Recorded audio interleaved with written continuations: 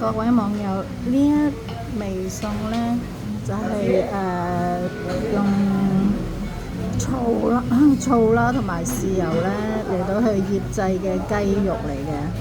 咁呢係當地嘅口味係習慣呢用醋同埋用比較鹹味嘅調味呢嚟到去保持佢冇咁容易變壞，所以佢都幾重口味嘅。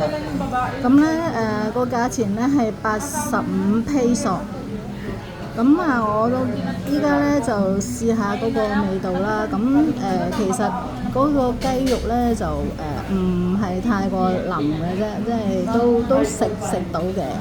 咁佢啲汁呢係比較鹹。嗱，依家咁大碟飯呢，都夠送晒佢㗎啦，因為佢夠鹹呢，係啲白飯係可以送得晒，係可以食得晒呢個飯嘅。咁我依家慢慢食。